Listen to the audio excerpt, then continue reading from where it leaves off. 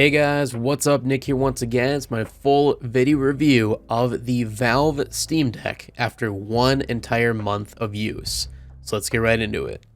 So I already know this is going to be a super long video, so if there is certain things you're here to see, not necessarily me rambling or going about every little bits and piece of the review, I will have a scrub bar below with the timestamps, so if you want to skip through it, go for it. So going around the design, I want to say right off the bat, we do have a skin on this as a grip case that I did purchase myself from Amazon. If you want to check it out for yourself, I have a link in the description below. Highly recommend it, honestly. I did a full video on this grip case by itself, and I still love it. I still use it to this day on the device, and to be honest, I just didn't feel like taking it off for the review because, in my opinion, it doesn't really detract too much from the design, and it just feels better in the hand, and plus, I get a cool little kickstand. But even without the grip case on it, the first thing you're going to notice when you take this out of the box, it's a large device. The best way to describe it is to show you guys a comparison between another console that I think most of you will have, and that is the Nintendo Switch. Now, of course, most of you probably have this at your house. It's been out for quite a while now. I think this came out in 2017, and this is the console that most people think about when you think of a portable gaming console. Next to the Steam Deck, or below it, I should say, it is dwarfed. And I'll be honest, when the Switch first came out, I thought this was a pretty large handheld when I thought of portable gaming. This was coming from somebody who was used to the PlayStation Portable or the Nintendo DS or the Game Boy SP. You know, coming from that era to this was a huge leap forward, not only in screen size, but just in the general of what it can do, right? But now, 2022, we jump into the Steam Deck, which literally eats the Switch. I mean, in terms of its size, it's much bigger. Even in terms of its thickness, giggity, you can see that the Steam Deck swallows the Switch just by comparison. This is a little bit thicker because of the case, but not by much. It is definitely a thicker and heavier device. But that being said, does it feel like an extremely large and in charge device when it's in your hand? And that is both a yes and no answer. The yes is because it is a heavier device, especially if you're not used to a portable gaming device such as this. It will feel heavy at first glance. But it's also a no because they were able to somehow distribute the weight to where it doesn't necessarily feel heavy in the hand, at least for long periods of use. What I mean by that is they put most of the weight into the quote-unquote love handles, I like to call them, on both sides here. You can see they jut out from the main body, and this adds extra grip in the hand. It just feels really natural to hold, and we'll get more into that in a little bit, but in terms of weight distribution, I think this is the perfect and best way they could have made it. And we'll also, of course, get into battery life later as well, but they did have to cut down on some of the battery size in order to reduce the overall weight. So there is a lot of give or take when it comes to the design and the weight distribution, but I gotta say, for what we have here and what this thing can do, I can gladly deal with a little heavier of a device to have all these extra features than to gut it out essentially and make it light as can be. But in terms of what it can do and what it shows and how big the device actually is, the weight itself, to me at least, is shockingly lighter than what I would think it would be. So, is it a heavier device compared to other ones? Yes, it definitely is. Is it a heavy device in itself? Not necessarily, no. I know it's kind of confusing. It's impossible to describe it over a camera, but if you can get your hand on one of these things, if you have somebody you know who has one, give it a try. Just hold it in the palm of your hand for a couple minutes and you'll know what I'm talking about. If you want the technical specifications, it is 669 grams. That's according to Valve's website, so take that with a grain of salt. But in all, it feels great in the hand. It does not cramp over time. I can hold this just like this and play a ton of games for hours on end. I think the longest session I've done on this thing was over 3.5 hours, and that was plugged into a wall because the battery sadly would not last that long. But for 3.5 hours straight of one game, I didn't have any fatigue on my hands, no cramps, no nothing. The only thing I could say is the weight did bear down a little bit, so I had to put it on my knees, but all in all, I was able to do that without any issues or any complaints with the control scheme. All the buttons feel very tactile and very good. I don't really have many complaints when it comes to the buttons themselves or the actual materials they're made out of. I like that it's more of a matte rubbery texture for the triggers, and then they have this glossy nice piano black for the face buttons, and then the D-pad is a little bit mushy for my take. I wish it was more of a tactile feedback.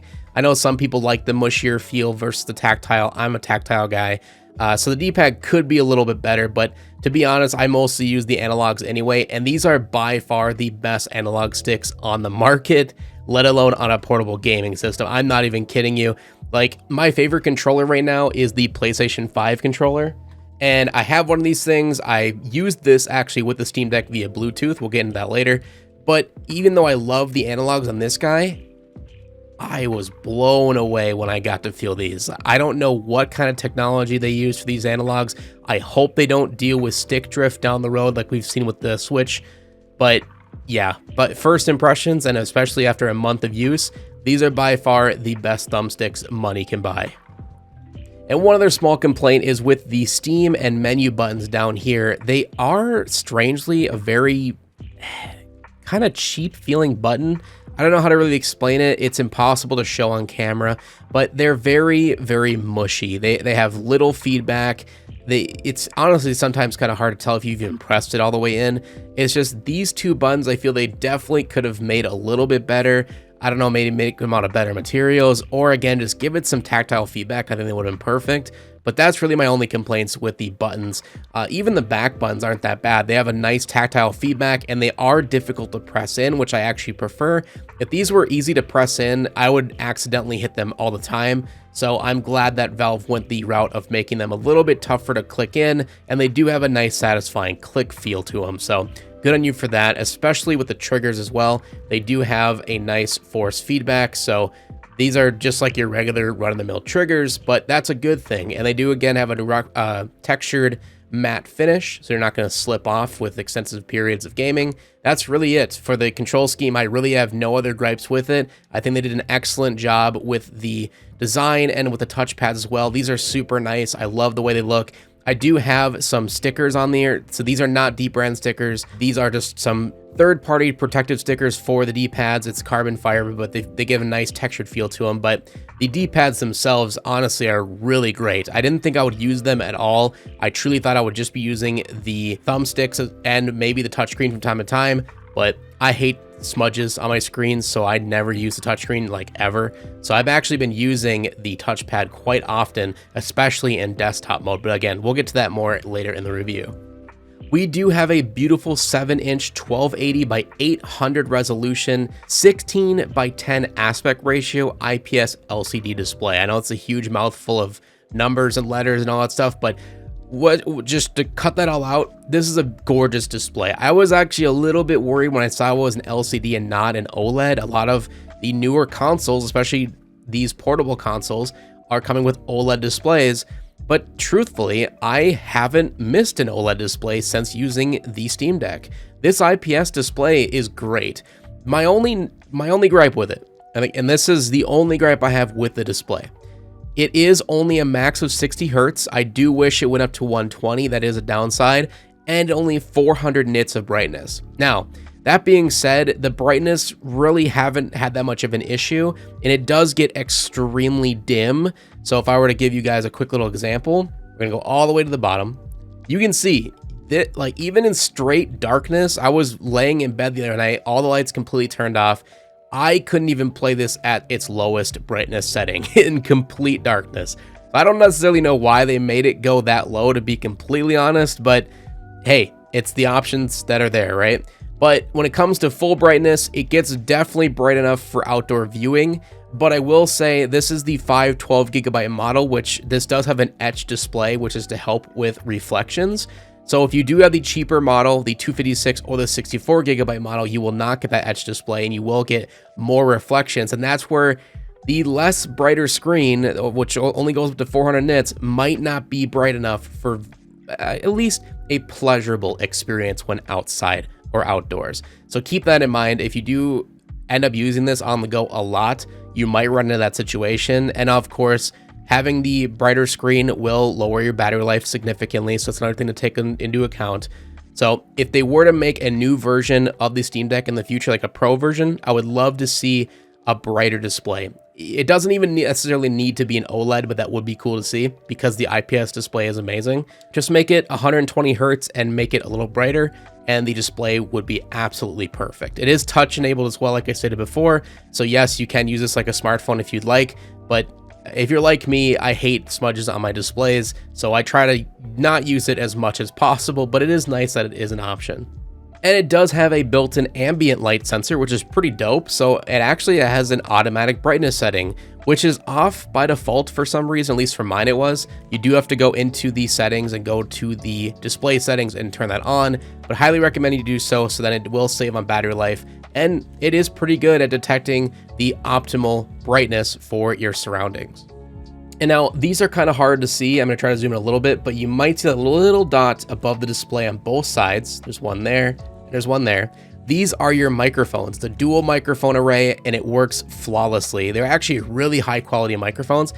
I wish I could get a recording for you guys. If I really went into it, I could probably find some type of free audio recording software to download onto it and record, but I'm not going to go around that. I'm just going to let you guys know the microphones on this thing are great, and they are more than capable for Discord calls, for your in-game chats, or really anything of that sort. I would not recommend using these microphones for streaming purposes or like for content creation.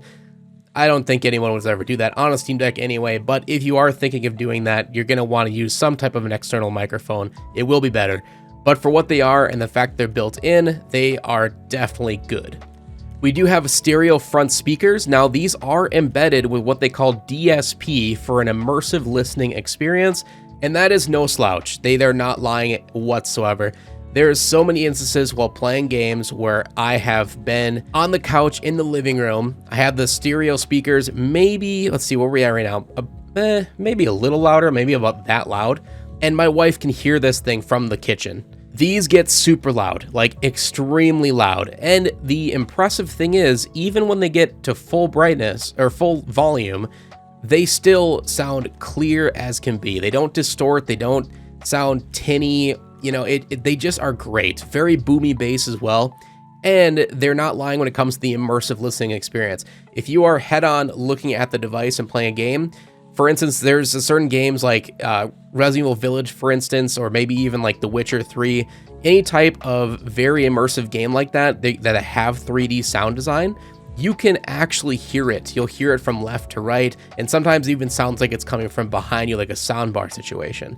I'm not even lying. That is completely true, and you just have to experience it for yourself. The speakers on these things are worth the praise, and I literally have not gone out of my way to use Bluetooth headphones since getting this thing because the speakers are just that damn good. Now, it does have a 3.5mm headphone jack, which is pretty dope to see in 2022. I'm really surprised they were able to add that, and I'm glad they were.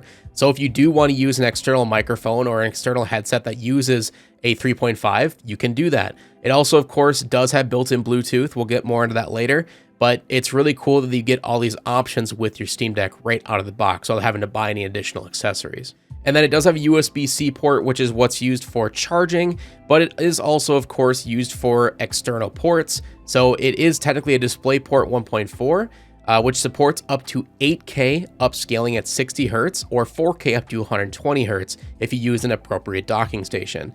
And then, of course, USB 3.2 Gen 2. So if you have some type of dock or some type of hub system, you can plug that into the USB-C port, and you can use any peripheral you could ever think of on a PC right through the one USB port. So pretty amazing. Great to see the USB-C coming along, and it's working in its full glory on the Steam Deck. The haptics on the touchpads are insanely cool. So they only turn on when you're in the desktop mode or if you're in a video game that supports it. So I'm just going to switch over to desktop mode to show you guys, or at least hopefully I'll pick this up on camera. I will have to switch to my microphone on my camera because my SM7B just isn't strong enough to get ambient sound. It's monodirectional to my face, so if I hold this up to the camera, it's not going to pick it up. So now that we're in the desktop mode, you can use the touchpads to move around your cursor, but it actually has a really unique haptic engine inside of it that the only or the best way to describe it, at least from what I've been told and what I think makes the most sense, if you guys have ever played those arcade golfing games where it has the trackball and you have to spin it to launch the ball in the game. That is literally what it feels like underneath this touchpad. I know it sounds crazy, but that's the best way to describe it. It follows your touch input. It feels super cool, and it really does give you that sense that you are using a trackpad. Yeah, these are and it has momentum too. So if you fling it, it'll keep traveling, which is super cool. So we'll get more into the desktop mode in a little bit, but I just want to talk a little bit more about that haptic system. It's super cool. And again, I'm going to hold up to the camera and hopefully I'll be able to pick it up for you guys.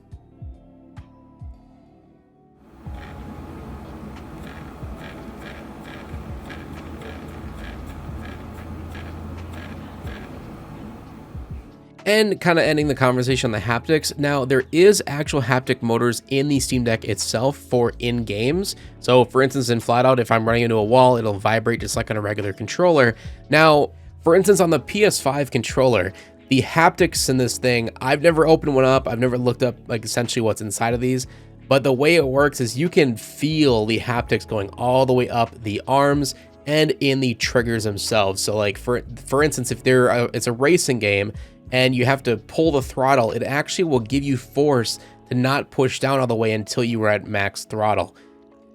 It's impossible to describe until you feel it in person, and that's exactly how it is on the Steam Deck. Except sadly, it doesn't work all that well, at least for the games I've tried with it. Now, tell me in the comment section below if you have a Steam Deck, if you've tested this out with the haptics to get it to work flawlessly, what games did it work really well on? And yeah, just tell me, because I'm really curious, because I feel like the haptic system in here is really advanced, just like the one on the PS5 controller, but it just isn't being utilized to its full potential, at least with the games I've attempted to try. That being said, it also doesn't feel like it's that strong of a motor, and that again, that could just be what the game it's telling the system to do. It just might not be that strong. It also, sorry if I misinterpreted this, it doesn't have haptic in the triggers like you do on the PS5. I wish it did, but not the end of the world, but just so I don't make any confusing statements. But the haptics in the actual armrests here, I like to call them, the love handles, actually do feel really well made, and you can tell that there is really good technology in here, just like on the PS5, the same haptic stuff, but it just, for me at least, doesn't feel like it's either not strong enough or it just isn't utilized correctly with the games that are so far available on the Steam Deck to run. So I don't know, it might just be my testing. The haptics just might not be perfect yet, but that is just something I wanted to note and talk to you guys about. The last little part of the design is that the Steam Deck does come with this nice hard shell carrying case. This is the premium edition, essentially, for the 512GB model. If you get the 256 or the 64, this is not colored, nor is it 3D, apparently. And then these are not white. The zippers are actually just a black, I think. And then on the inside, I don't believe that it's gray either. I think it's just all black on the lower version, per se. But the rest is all the exact same. You have the strap to pull out the Steam Deck a little easier. You have the indentations to know where to put it. And then on the back, you do have a strap that opens up to a little carrying pouch, so you can put some cables in here or the charger or whatever. Pretty neat. And then this is an elastic band with a carrying handle. All in all, the case is super good. I have no gripes with it whatsoever, and it's free. It comes with the system, which normally would be like an extra $80. So I can't applaud Valve enough for how much is given to the user with the just initial purchase of the system. And now moving on to the specifications. Now this is where a ton of tech mumbo jumbo is going to be displayed to you guys, and some of it I don't even understand it, but here we go. So for the CPU, we have an AMD APU Zen 2 with 4 cores at a max of 3.5 gigahertz, which truly is an insanely strong and fast processor for a handheld console. Because in reality, as you guys all know, this is not necessarily a handheld console. It's a handheld gaming PC that is disguised as a handheld console. Now for the GPU, it's an 8 RDNA 2 CUs, up to 1.6 gigahertz and up to 1.6 teraflops of power, which is essentially the same GPU that was in like a PlayStation 4 or the original Xbox One, which might sound kind of, wow, that's kind of meh, that's old technology. In reality though, for a gaming handheld, that's insanely powerful, and we'll get into that later when I talk about performance. It does have 16 gigabytes of DDR5 RAM. You heard me right, DDR5 RAM, insane. We also, of course, have 3 different storage options depending on which model you purchase. So the cheapest model for $399 is 64 gigabytes with eMMC storage, which essentially is the same as like an SD card. So it is the slower version of the internal storage. If you do want to pay a little extra money, you can go with the 256 gigabyte, which comes with the NVMe SSD. And then the one here that I have is the 512 gigabyte at high speed NVMe SSD.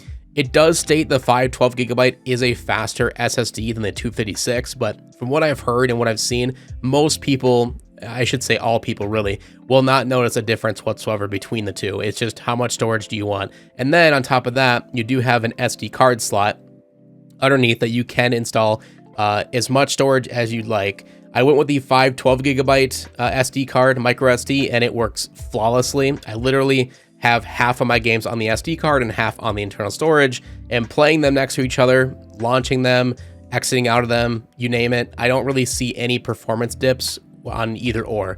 So that is pretty cool. So if you are worried about, oh man, most of my games are 100 gigs plus, I'm not gonna have enough storage, you can always buy an SD card, insert it, and it's gonna run your games just fine. Or, of course, you can open it up and put a different SSD inside of it. I've seen people upgrade up to 2 terabytes if you would like. You do have those options. All models include high-speed micro SD card slot, like I stated before. So no matter even if you go with the 64 gigabyte model, you can put a high-speed micro SD card in it, and there you go. You have the same storage amount as my model here. They do have Bluetooth 5.0, which supports controllers, accessories, and audio. I've tried them with all, and truly no issues whatsoever. I would have liked to see 5.1 or 5.2 even, but 5.0, at least it's something. And of course, it works great for headsets. So if you do want to use this on the go and don't want to bother people, pairing a Bluetooth headset to this thing is as easy as pie, and it works really great. It does have dual band Wi-Fi radio, 2.4 gigahertz or 5 gigahertz. And it has the regular 802.11 A, B, G, N, and AC radios. So pretty much any router you have at your house or wherever you are should connect to it without an issue, which is awesome to see. And it does power via a 45 watt USB-C type wall adapter to charge it. So you will need at least 45 watts in order to charge the Steam Deck. I didn't have any at my house, sadly, so I was forced to use the one that came with it. But I got a few off Amazon pretty cheaply, for like 20 bucks, and they were good to have with you if you're ever going to be traveling, so you don't necessarily only have to have the Steam Deck official charger in order to charge it, because USB-C, thankfully, is pretty well known and everything uses it nowadays. And it does run on a custom Linux-based OS, which is Steam OS, and the operating system I think is great. It looks just like Windows, at least coming from a Windows user. I felt right at home, even though it is Linux. And you can even boot Windows on here as well, which we'll get more into that in a little bit. Steam OS is great. I think the big Steam mode, or whatever it's called, whatever this mode is called, looks great on the Steam Deck. It's perfect for a portable handheld. And some users might not even ever need to use the desktop mode. They could just use strictly the big game mode. I think that's what it's called. And you'd be just fine. You got everything right here ready to go. You can look at your entire library. You can reply to friends, send messages, buy games, everything right from the big game mode. So yeah, there is that. And now we're going to go into performance. Now, this is a really fun category, and this is probably, next to the features, one of the coolest things about the Steam Deck. It's just blazingly fast, just right out of the box. This thing is extremely quick. It doesn't lag. It doesn't crash.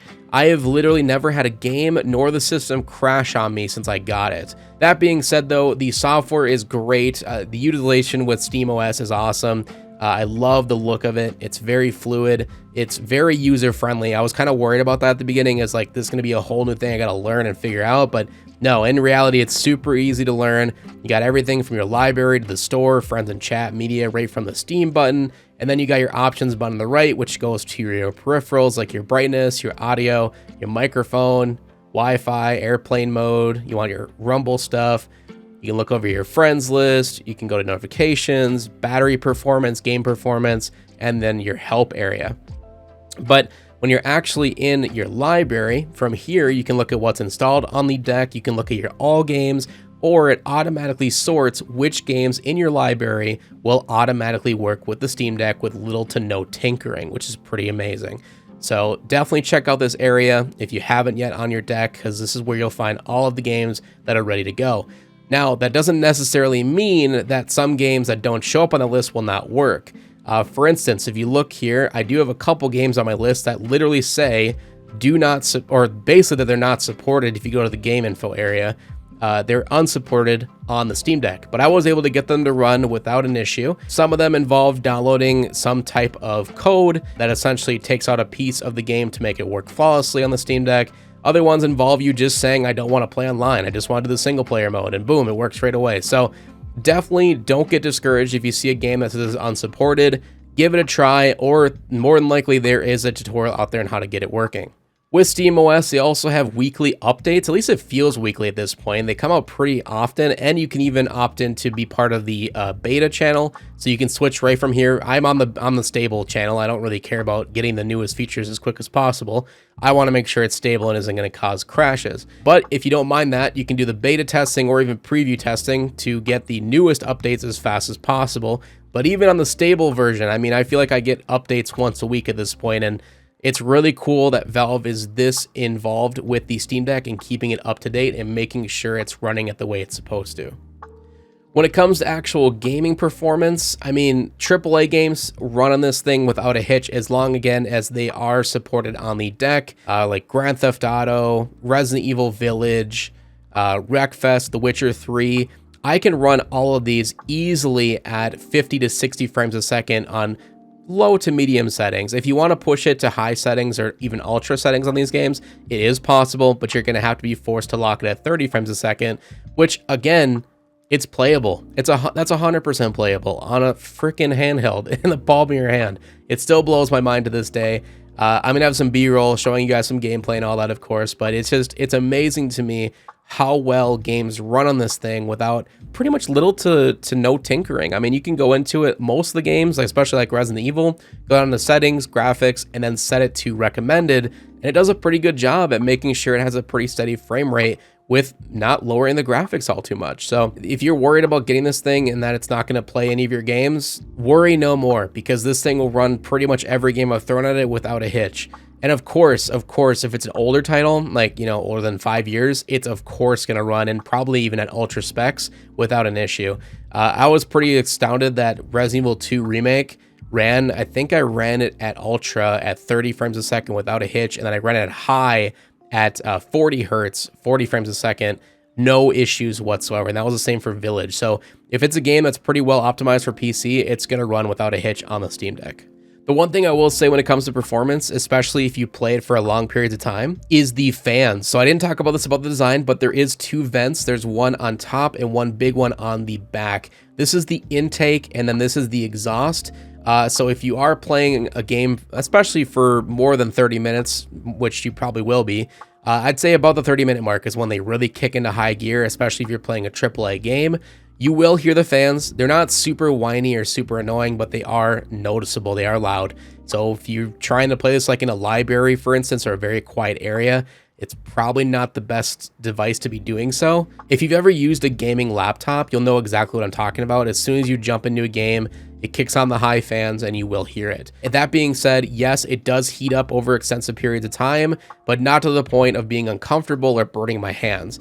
For instance, I don't feel any heat on the device whatsoever, even 3 hours of gameplay into it, until you put your hand over the vent. If you put your hand up here as you're playing a game, yes, it could potentially burn you. It gets pretty warm, and then the intake can get a little warm as well, but never had I ever had an experience where I felt it. Like if I was holding the game or the console like this, I never feel any wind coming from the intake at all on my hands. So don't worry about that. You shouldn't have any issues. One thing I will say though is the intake can get blocked pretty easily if you do lay this like on a pillow, for instance. So when I'm laying on the couch to prop this up to be more comfortable, I lay a pillow on my legs and I put this on the pillow. And yes, the intake can get covered pretty easily, which is not good for the internal temperatures. So definitely keep that in mind. You might want to look or invest in some type of kickstand and then use a wireless controller to play with it. Is probably the best for if you're at home. But yeah, that is something I want to talk about. But otherwise, the fans are just fine.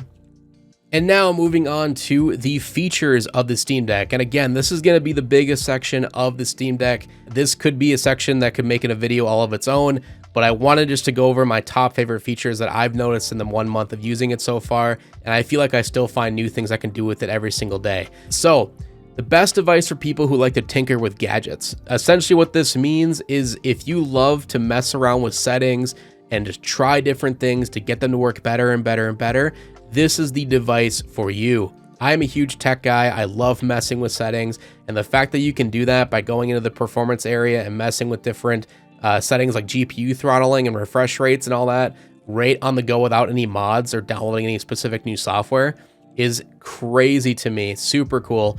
So that's by far one of the coolest features of the Steam Deck, is how much you can actually edit with it and mess around with it to get games to work the way that you want to. I already said this before, but you can use external peripherals such as Bluetooth keyboards, mice, controllers, you name it. And of course, that includes using the USB-C port to a docking station or a hub. You can plug wired peripherals into that as well, a wired headset, a wired mouse, you name it. They all work without a hitch on the Steam Deck. We also have desktop mode, like I stated before. So just going right down to the power settings, we go to switch to desktop, and it'll boot right into the desktop pretty quickly. I won't edit the video here just to see how fast it actually loads up. And just like that, we're in desktop mode. And you'll see some notifications will pop up, like depending on if you're connected to Wi-Fi, if you have any updates, all of that good stuff. And from here, you have a full-blown desktop experience. So you have your own start menu, which you can get right into your settings, your system, your devices, your programs, you name it. You have a full-blown file system called Dolphin, which is just like my computer on any Windows PC, where you can put ROMs or anything like that. If you're going to do any emulation, you can download music, pictures, videos, literally anything you can think of, and you can edit it just like you can on a Windows PC. You do have a full-blown internet browser, which is pretty amazing. Now, I have Firefox on here, but you can download any one you want. If you want to use Chrome or, I don't know, Opera, whatever you want to do, you can do that pretty easily. And this is a full-blown YouTube app, just using it through the web browser. I've tried Netflix on here, Twitter, Facebook, everything runs just like it would on a full-blown desktop PC. And the other cool thing about the desktop is you can download other programs that aren't just games. So you can install stuff like Discord, Spotify, RPCS3 for emulation, you name it. There's so many things you can do on the Steam Deck right out of the box, again, with no mods. You don't have to install Windows. You can do it all through SteamOS. And it's all through the Discover app. So down here is where you can actually look up new programs. And they're adding more in here almost every single day that are basically meant to work with SteamOS. So if you want to look for like a photo editing program, like right here, they added Krita today, which is pretty dope. You get it right there for free. You don't have to buy any of these either. You got a torrent system as well now, it looks like. But yeah, they're Blender. They're adding so much stuff in here almost every day. It's really fun to come in here and look at every day what new programs are being added. And again, this is where I found Spotify. This is where I found Discord, and they work just like any other desktop app would. You can also download programs such as Heroic Launcher, which is for your Epic games. So if you wanted any of your games like Fortnite or, I don't know, I'm trying to think of other games like Fall Guys, any of those games that are only on Epic, you can actually download right to the Steam Deck and play just like a Steam game through that launcher there. And there's a ton of other options for other ones, like from the Ubisoft store, the Blizzard store, Battle.net, I guess is the better way to put it. But yeah, you can literally do that on the Steam Deck through the desktop mode pretty easily. Tons of tutorials out there if you want to look up how to do that. And of course, leading into emulation, like I said before, I use EmuDeck, which is by far the easiest and pretty much seamless thing I've ever seen for emulation on anything.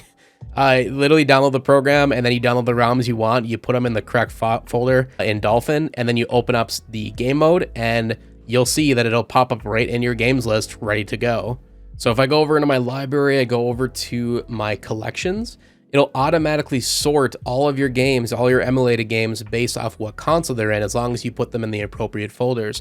So I have PlayStation 2, Game Boy Advance, GameCube, PlayStation, PSP, and PS3, all through EmuDeck. I didn't have to download any extra BIOS or anything. And the coolest thing is, by default, it tries to set all the games to work on the Steam Deck, or at least with the Steam Deck settings.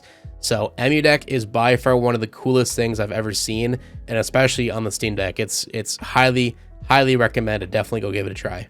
And now, as stated before, you can actually change these settings of your games on the fly. So while the game is running, you can go into the settings here, go down to performance, and you can turn on the ability to see your frames per second up here in the corner. You can see your GPU usage, CPU usage, battery usage, and pretty much everything you'd ever need to if you're running emulations or if you're looking for performance tests of any sort. This is the best way to do it. You can also go down to your performance settings. So you can turn on a specific frame rate. Like if you want to limit it down to 30, for instance, you can do that. And I guess to prove that we're on 30 seconds, we can go back, or 30 frames a second, we can go back up here. And there you go. We're now locked at 30. But some games obviously are going to look a lot better at 60 because they were essentially made for it. Thankfully, this game runs flawlessly at 60, so we can probably leave it at that. So we're going to put it back at a 60 cap. And you can see it's already a lot smoother.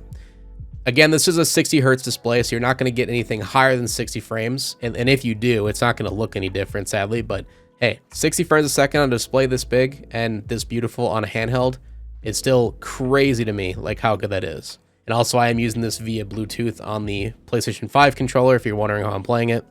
And then if we go down here, we can also change to half rate shading, thermal power limit, manual GPU clock control, which is pretty cool. So you can set the frequency to lower if you want, or the scaling filter. So if you have a game that necessarily isn't getting the best frames a second, like let's say The Witcher 3, for instance, if at the native 800 resolution, you are getting only 28 frames a second, for instance, you can lower that down to 720p, come into the scaling filter, put on FSR. I put it at about 5. And then from there, you can actually, it'll upscale it to the resolution of the display, but give you better performance because you're technically running it at a lower resolution. So definitely cool that you can do that right on the fly. Again, no mods or anything. This is all straight out of the Steam Deck. Now, by default, technically, this is not on. It's on basic view, so this is all you get. But you just click advanced view and there you go. Another really cool thing you can do while playing games is you can change the control schemes. So hitting the Steam button and going over to the game, going over to controller settings, it'll tell you exactly which controller scheme you're using. Now, it automatically knows I'm using a PlayStation 5 controller. But if I wanted to change that, you can go into controller settings and you can change the current layout. So you can click on this, it'll tell you what's recommended if it has a recommended setting. A lot of emulated games, for instance, will not have this, but you can go over to templates, and the Steam Deck has a ton of already made default templates ready to go, or you can go to the community layout. And this is super cool. So essentially, if somebody has already created their own custom layout, they can upload it to the community layouts area and you can download it and use it yourself.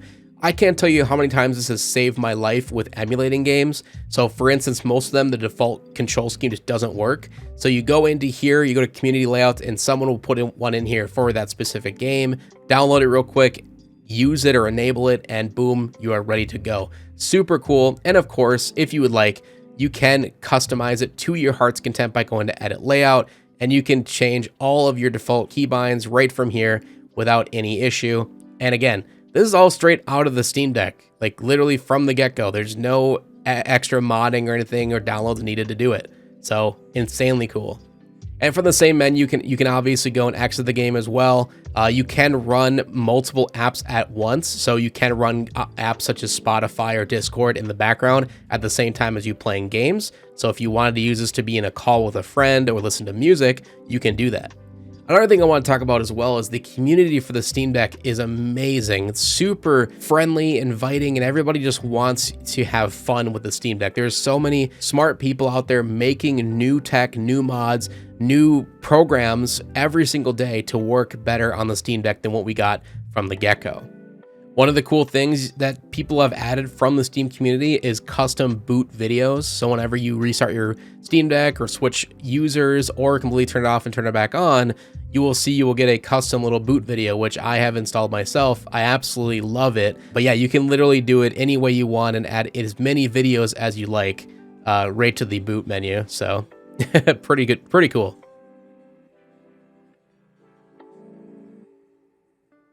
And talking about the Steam Deck community, another really cool thing they've done is added mods such as Decky, the Decky plugin loader.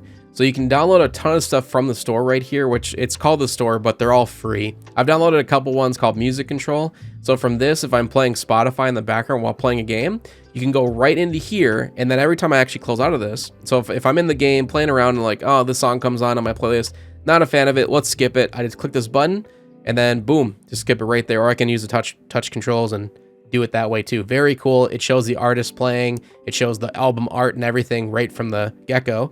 You also have audio loader. So this is kind of cool. If you guys didn't notice, which you probably didn't hear on the mic, sadly, is I had the X and B sounds from the PSP as my menu sounds, if that makes sense. So when I'm switching between things, I'll turn my mic over to here so you guys can hear a little bit better, but I had the X and B sounds, so it sounds just like a PSP.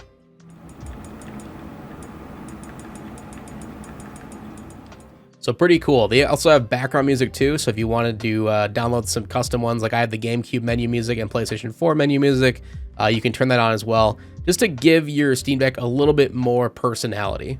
They also have this area called Power Tools. Now, I've only had to use this a couple times, but this really came in handy with emulating games. So it gives you just a couple extra features that you don't get with the generic settings or performance options in the Steam Deck.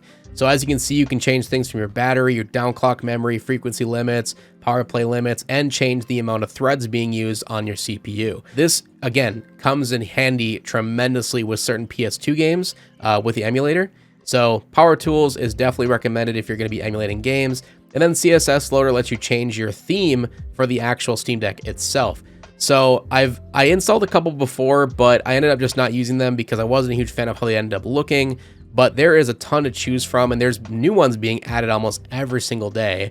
So it looks like someone made like a Stardew Valley theme, Galactic theme, Round theme, Phantom theme. Like, it's super cool. These are all implemented by people from the community. And again, it's all free. Super cool. Highly recommended checking out Decky plugins. Another cool thing is you can actually have multiple Steam accounts on your Steam Deck. So you just go to change account, hit confirm. It does not log you out, so it keeps you logged in, and you can switch between them on the fly. It does have to restart Steam in order to switch accounts, so it does take a few seconds, and you will see your boot loop video again, as you can see. But once you're done with that, you can switch between the profiles. So me and my wife both use the same Steam Deck, so we have our own libraries on here. But the really cool thing is once you switch to a different profile, not only do you see your library on that profile, but you can also see the other person's library on the Steam Deck as well. So if a game is installed, for instance, on my account, she could log into her account and then play that game on her Steam library, or through her account. So essentially, it's just the easiest way to family share your games on the Steam Deck. Super cool. There is also the ability to wirelessly play games from your gaming PC using Cloud Play. So it's super flawless. I've seen a couple people on YouTube using it for a few different games like Destiny 2, for instance, that does not work through the Steam Deck, sadly, due to the anti-cheat kind of blocks it for some reason. Hopefully they'll update that in the future with those games. But if there is a game that does not work at all on the Steam Deck, or if it's a multiplayer game that you really want to try out on the Steam Deck, you can easily shadow cast it essentially to it through your gaming PC as long as you have good enough Wi-Fi. You can also use a docking station. I just recently uploaded a video talking about this dock was sent to me through a third party, and it works great. I mean, you don't have to necessarily use the official Steam dock, which costs $90 US, to upscale this to 4K quality on a living room television. So if you would like to do that, there's tons of options out there for like 40 bucks, 50 bucks, you name it. And not only does it give you the ability to upscale to a television or a monitor, but you can separate it to multiple monitors, or you can also plug in extra peripherals such as a keyboard, a mouse, really anything that's USB enabled. And you can also hardwire it with an Ethernet cable to get the best performance for the internet. That's all done through a docking station. So that is super cool. And it's all through the USB-C port on the top there. And lastly, I sadly don't have a way to show you this because I have not done it myself, but tons of people have done it, and you can look up tutorials online if you'd like to do it. You can sideload Windows on the Steam Deck. So yes, if there is a game that is only available to work on Windows, I think a lot of the Call of Duties, for instance, need Windows to run for some reason. If you want to play the new Call of Duty on the Steam Deck, you can install Windows operating system, and it seems to work pretty good. And Steam themselves have, in the update notes for the newest OS updates, have made improvements for the Windows version essentially to run on the Steam Deck. So they don't even care if you sideload a different operating system. They just want the system to work for you. So that is a possibility. So every single day, the Windows version for Steam Deck gets better and better. So that is pretty highly recommended if you want to give it a shot. Me personally, I just haven't had the urge to want to do that, so I just haven't, but who knows? Maybe down the line, I might give it a try, but for right now, it's just kind of one of those things that it's a cool option. So those are my favorite features on the Steam Deck as so far after a month of use, but let's move on to the battery life. Now, this is the biggest topic I think a lot of people seem to kind of crap on the Steam Deck for. and I kind of understand it to a degree. Now, inside of it is a 5,313 milliamp hour battery, which is pretty big, but to be honest, it's only slightly bigger than most flagship smartphones. So for how big it is, well, I should say how small the battery is, it's amazing it lasts as long as it does, to be fair. But I do wish it did have a bigger battery so it could last a little bit longer, especially on long road trips and stuff like that. But I understand, like I said at the very beginning of the review, they had to shave down the battery size to keep the weight distribution to where it doesn't feel super heavy in the hands. So it's a give or take kind of situation. Maybe in the future, if they can figure out a way to make a battery that could hold a charge a lot longer, I mean, that would be the icing on the cake. So, but with the battery that's in it right now, you can get anywhere from 2 to 8 hours of gameplay depending on what game you're using. From my experience, I only got 6 hours of gameplay before I needed to charge with emulating games. So older titles like PlayStation 1, PS2, GameCube, you name it. If you're emulating games like that, it's going to run a lot longer than regular games through the Steam network. Now, if you're playing a Steam game, especially a AAA game or one that's pretty graphically intensive, the most I've gotten out of it was an hour and 45 minutes. Yes, that does sound pretty bad, and I will admit it is discouraging when you want to lay in bed and play a game that you've never been able to play on the go before in the palm of your hand. It is discouraging after only an hour, you see it down to like 30%, and you're kind of like, dang, I got to get next to a wall charger now. But again, thankfully nowadays, most things are USB-C, so I have USB-C cables laying all around the house, so I pretty much have a charger in every room now. So it's not a big deal to me, but I can definitely understand that being an annoyance to most people.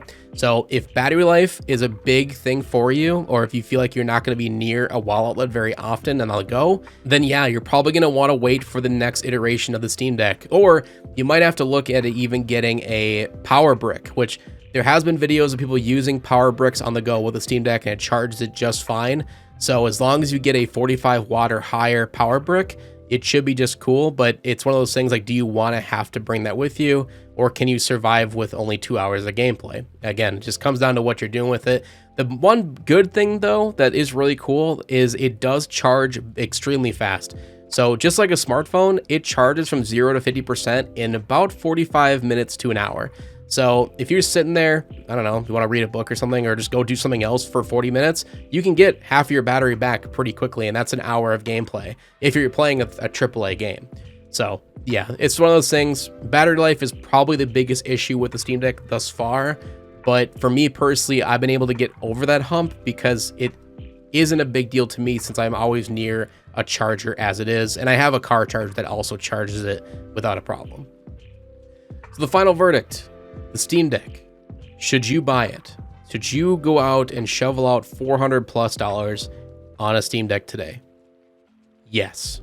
100%, I can say with absolute certainty, you will love this device. That is as long as you have a Steam account already and you play games and you want to play them on the go. This is by far the greatest little tech machine I've ever used in my 28 years of life. And that is no exaggeration. Even though it's been 30 days, I've had this device in the palm of my hand, it still blows me away every single day with new things I figure out what I can do with it, new games I try on it that I really felt, then there's no way, that's not going to run, that's going to look like crap. And it ends up running really well. It makes me smile. Like even watching other people's videos of the Steam Deck and seeing them having so much fun with it, it makes me smile. So that's what I hope from this video, is I hope I made you smile with just how amazing this thing is and how raving this review was. I really only had a few little minor gripes here and there, but they're minor. And to be completely honest with you guys, $400 is nothing. When you go out and want to buy a gaming PC, the minimal you're going to look at is $900. And that's for just kind of an okay one. If you want a decent gaming PC that will run AAA titles at 60 frames a second, you're looking at about $1,000, maybe $900 if you get stuff on sale. But of course you get used and all that, but this is talking about brand new. The fact that you get all of that plus a display, plus a touchscreen, plus controls all on the go for $400. That just blows my mind that they were able to make it that cheap. So yes, 100,000% yes, this is worth the price. Highly recommended. If there's anything that I may have missed in this review or something I didn't talk about, or maybe you have a specific question about the Steam Deck and you're looking at buying it, let me know in the comment section below. I will get back to you as soon as I can. I try to reply to everybody. I think this video is probably going to get a little bit more viewership than my previous ones, so I'm going to try my best to reply to everybody that I can. But with that, I hope you guys enjoyed the video. Thank you so much for all the support as of late. You guys are amazing. Leave a like, share your support as always. Subscribe so you don't miss the next one, and we'll hopefully see you in the next one. Peace out. Hey guys, Nick here again. Thank you so much for watching my video. I did want to go over a quick little thing that I think is pretty cool. A lot of people don't seem to know about it. I've been getting questions all the time in my comments. Hey, how can I support you? How can I donate to you? How can I support the channel for future videos? Well, I'm glad you asked. The best way to support the channel is to go right to this little join area on my channel, or if you're in the video itself, right below every single video is a join button. If you click on this, you can actually become a member of the channel for as little as $1 a month. As of right now, it's a promo going on for 50% off. Normally it's $2 a month, but that's still not that much, and truly just $1 or $2 a month helps exponentially. You guys have no idea how much that helps per month, not only to keep the channel growing, but for me to purchase new items to review and test out on the channel. And then this also includes different perks, of course. So if you were to choose the different versions, there's a $5 version, a $10, and even a $25. Right now, my really good friend, who's an amazing supporter, Thrasher to Blackstang, amazing guy, he is a $25 supporter, a Vicarious God, if you will. And yeah, he's been a supporter of the channel for a long time. Definitely go give him a shout out. And that essentially is what will happen at the end of every video from now on. If you are part of the Vicarious crowd in any way, shape, or form, you will get a special shout out at the end of every video. You also get a ton of other perks. So you do get a badge next to your name, depending on how long you've been a member. You will get access to different emojis in my chat or in my comments on my videos. So if I ever go live, you can use these in the chat, which is pretty cool. You also get access to member-only live chat. You are single-handedly keeping me alive, priority reply to comments. So essentially, if I see that you are a member, I will try to reply to you as fast as possible if you have a specific question on any of my videos. And your name gets added at the end of every new video. And as you go through, you'll see there's different perks for every single one. You get a little bit special stuff every single time, and you'll get a special symbol next to your name at the end of the video if you are part of the Vicarious Gods. So that is just a quick little thing I wanted to talk to you about in this video. Thank you guys so much again for all your support over these last few months. You guys have been amazing, and hope to see you in the memberships. Peace.